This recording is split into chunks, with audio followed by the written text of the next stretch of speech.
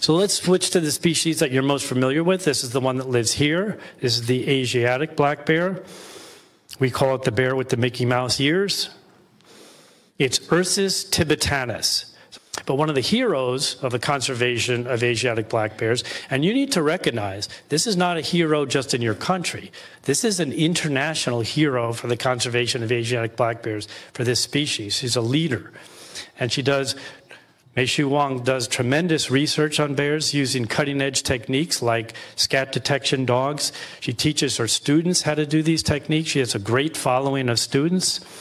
She actually goes to other places. This is a workshop she was doing in China, teaching people different techniques. She gives speeches around the world. She comes to international conferences. And then, of course, places like this with the outreach program that she has. And she really is a model conservationist for Asiatic black bears and a leader. And one of the reasons that we conducted our workshop here, one of the reasons that I'm here, is that she has a model program, and we brought people in from all over the world to see that model program. And the fact that you're here in the audience is testament to the fact that you're interested in bears, and a lot of it is because of Mei-Shu's education and promoting this species.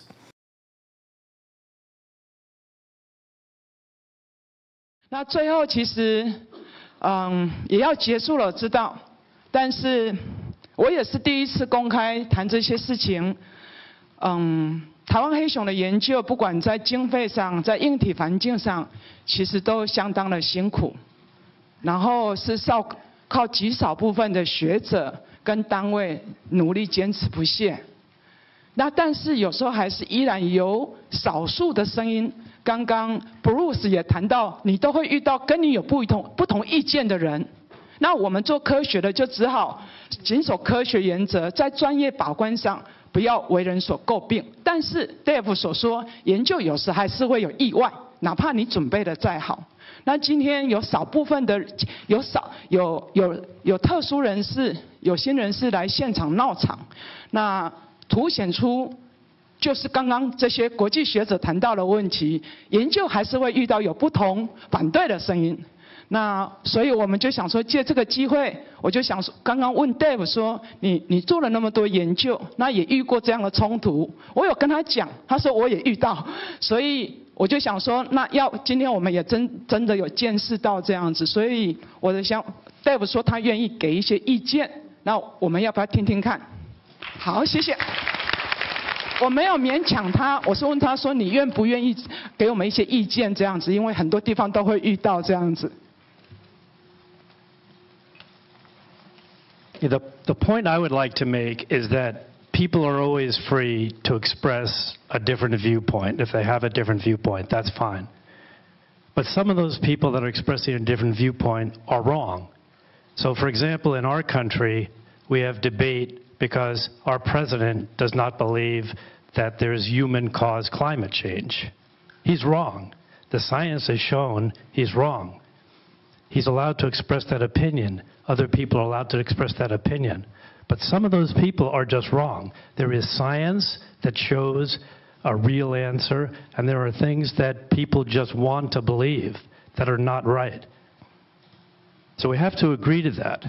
And sometimes the science is debatable, and we can have different views in the scientific literature. And we do that. We debate in science, and sometimes we change our minds. But there are certain techniques that we use in science that have been proven to be very effective. And catching bears is one of those things. That we can catch bears with what's called this cable snare around their wrist. And this started back in the 1960s. And when it first started, it was probably not very good for the bears, because the way that it was done was actually, the purpose was to kill the bear. Gradually, researchers started using this technique in a more humane way. And we worked out ways of the exact size of the cable, the spring tension, different things like that.